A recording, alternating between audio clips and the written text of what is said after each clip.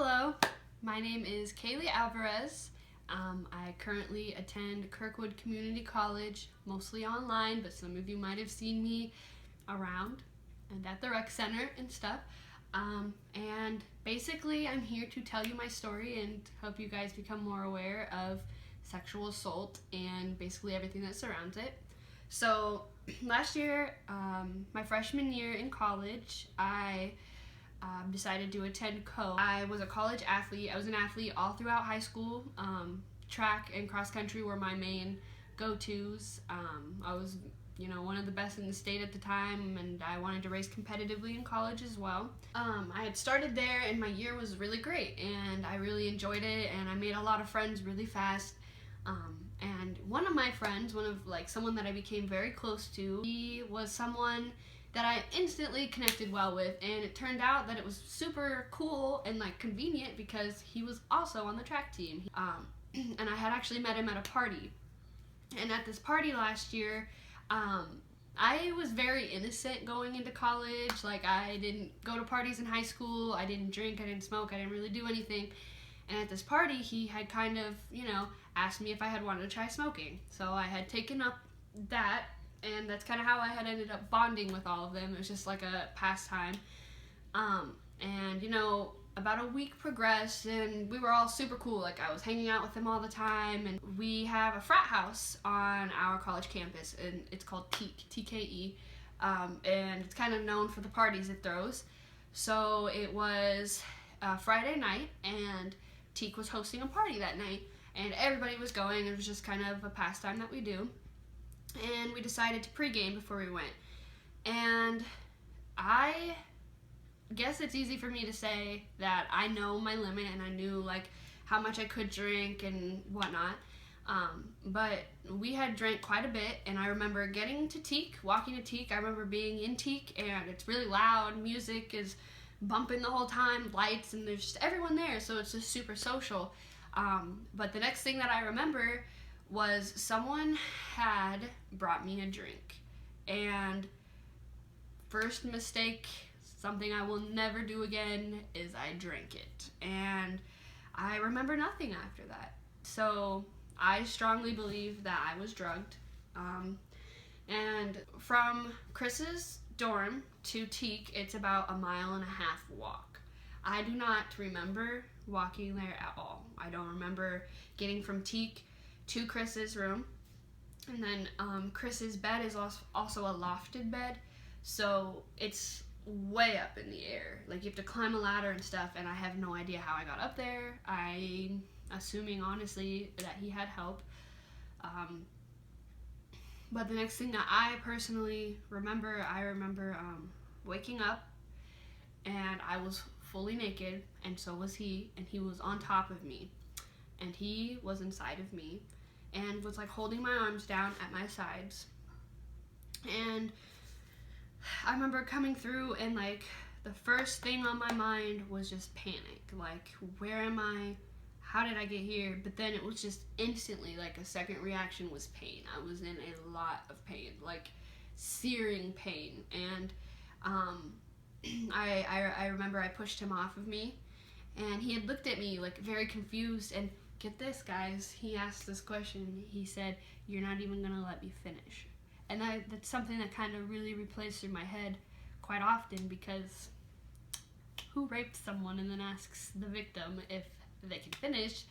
That's pretty petty. But I had gotten up, and I had barely put on my clothes, but I had run out of the dorm, and I had gone into my room, and my roommate was there at the time, and she was just trying everything to calm me down, because I suffer from severe anxiety, mild depression, and PTSD.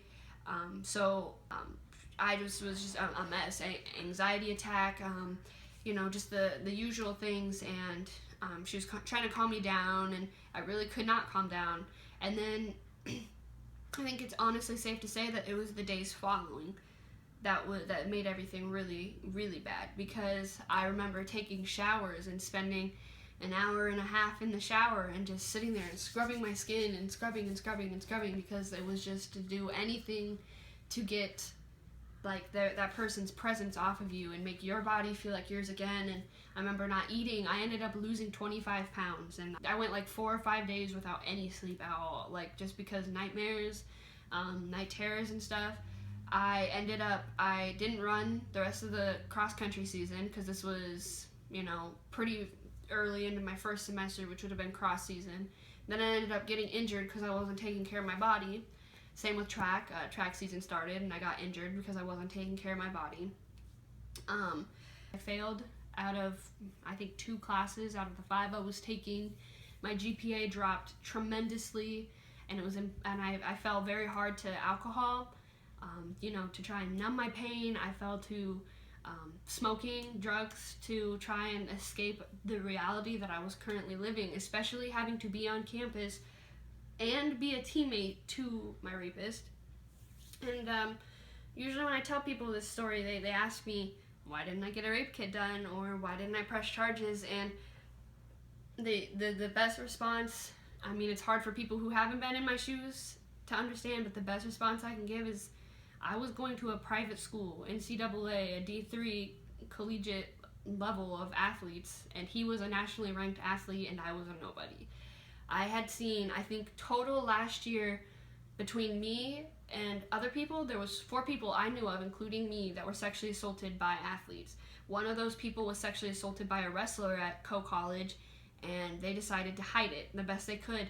It wasn't until after school was over, and she was sexually assaulted in October, that case had finally ended in about the summer, because they were doing everything to hide this because they didn't want their athletes to look bad. And this kid was just an average wrestler. So me being a nobody at my school going against a nationally ranked athlete, that they didn't want their school to look awful. So I became terrified. I didn't feel like I knew enough people. I felt like nobody would believe me, and I felt like no one would take it seriously, and I didn't want to have to relive it over and over again. And yeah, there are days that, sometimes I wish I would have pressed charges. There's times I wish I would have, brought it to the school, but I can definitely say that after everything that did go on, it really does affect relationships, it affects friendships, but there's healthy ways that you can solve these situations. I started going to counseling and talking to a therapist. I never really told anybody about this story. I think only a very few people know this story. I had bruises on my body. I had scratch marks on my body. It was domestic. It was awful. And it's very hard to bounce back from things like that. But it helped me a lot knowing that there were people in the area that had also been through that same thing. The best thing that you can do as a sexual assault victim, first of all, going to counseling and talking to people, or finding people who are also going through the same thing, like a support group, because then you don't feel as alone, because chances are there's tons of people that you don't even know, that you see on a daily basis, that you would never expect something like that to happen, but it did happen. And then if you're someone who's trying to help someone who's been through sexual assault, you have to be super understanding and just let them know that you're there when they need you, instead of kind of pressuring them to do things that you find necessary. Definitely, exercising, eating healthy, and definitely taking care of yourself. I had fallen into self-harm for a while too, and I can tell you, it doesn't do anything but hurt you in the long run, and probably hurt your friends and family if they find out stuff like that. But that's just the number one thing I can definitely say as a victim myself is, finding support groups and just knowing that you're not alone as a person.